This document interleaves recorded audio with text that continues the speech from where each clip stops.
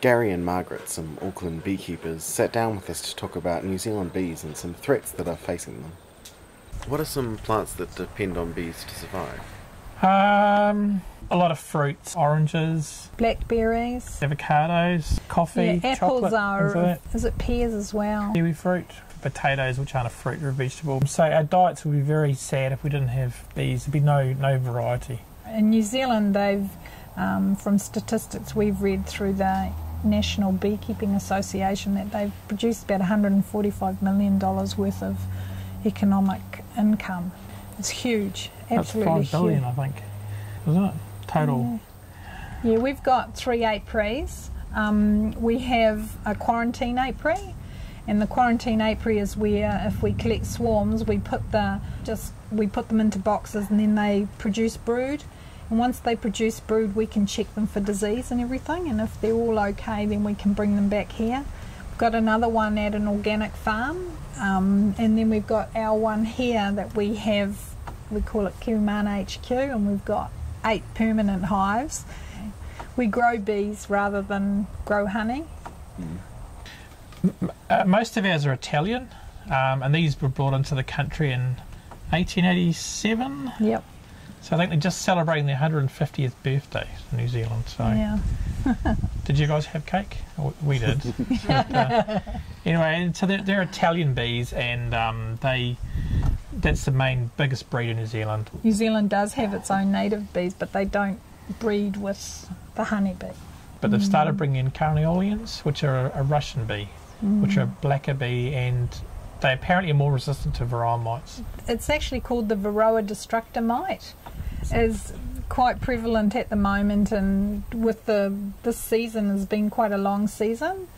So what happens with the varroa mite, it's like a tick, and it actually attaches itself to the bee and sucks the life out of it, and it actually goes into the cell of the larvae and hides itself at the bottom, and then as the larvae grows and turns into pupa, it's already feeding off that, and when the bees cap the top of the cell, it's a lovely little place for them to propagate, and basically you get a bee emerge and they have no wings, or the wings are deformed, so that's deformed wing virus. Because the bees are being fed on, they have no immunity, so it can spread through a colony really quickly. The integrated side of things is that you have used lots of different methods to manage your varroa.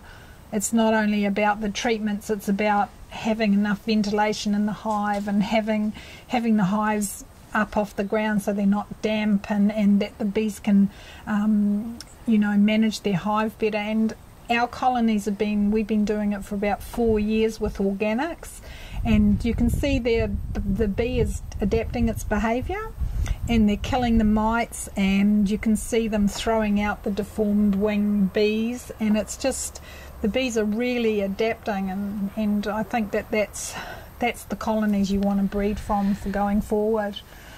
Yeah, and ultimately that's where they're heading. We have to breed from the survivors, and then they have to stop giving crutches to the bees by giving them pesticides. There are beekeepers who are just not treating at all. There are some areas where they're showing success, but the cost is quite high, so we're not that brave. Yeah, a lot of commercial people can't do that because it would actually basically wipe out most of their colonies every year. The losses would be they couldn't afford to live like that. Yeah, it's difficult to breed from dead hives. It doesn't seem to be very conclusive at this point, and that's why they introduce different kinds of bees to breed with the Italians, to create that different bee behaviour. But I think it's more about the bees. We have to trust that the bees can also adapt, because they've been around for 26 million years or billion years, and so they have survived many things, and humans come along, and in the period of 150 years suddenly there's this huge amount of loss. Yeah, let's just hope the bees can survive humans.